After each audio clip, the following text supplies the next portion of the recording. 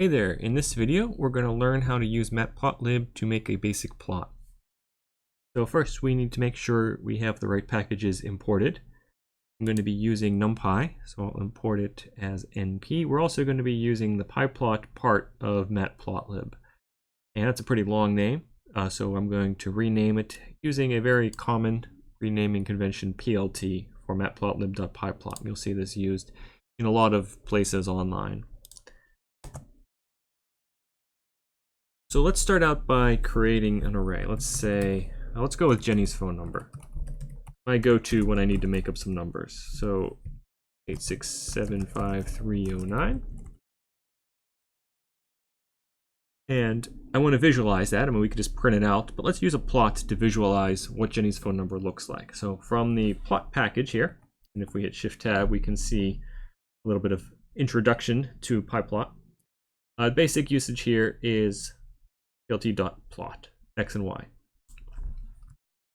In fact, I can plot just a single one of those. It will default to x being the index. So I can plot just Jenny. It's a really quick way to visualize an array. Now I need to make this show up as a plot in my notebook, so I'm going to run plot.show. When I should point out a common gotcha here with matplotlib is a real old bug.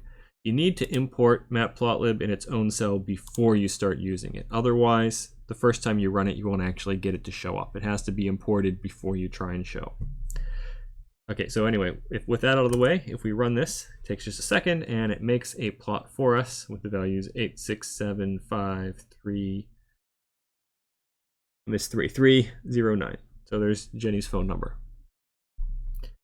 Now we can also plot x versus y data. Maybe it's a little bit more realistic than trying to plot phone numbers.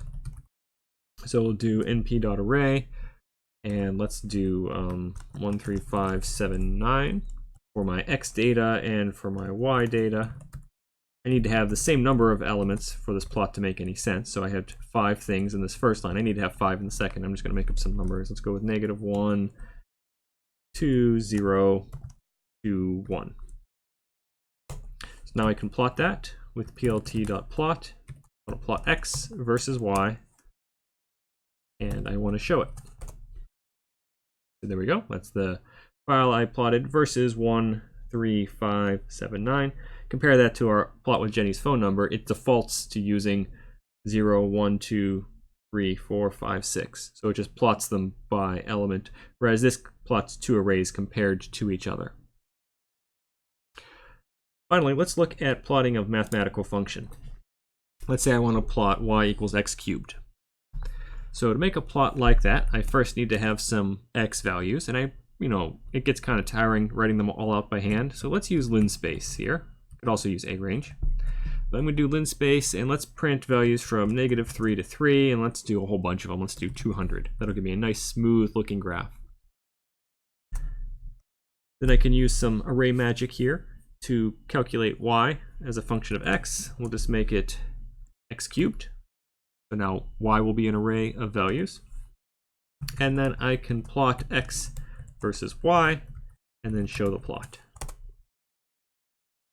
Now if you're wondering what happens if we try this without plot.show, depends on how Jupyter is set up. I think by default it will try and draw the graph for you. It might not look quite as nice, and there might be cases where it doesn't draw it or it draws it in a different cell. So it's really good habit just to always do a plot.show afterwards, especially if you ever move this code into a standalone Python file. For it to be able to plot, you have to have plot.show near the end. So it's just good habit, and so you'll always see me use plot.show here in the notebook cells. All right, so in this video, we looked at how we can make some basic x versus y plots. Coming up, we'll learn a little bit more about customizing the plots.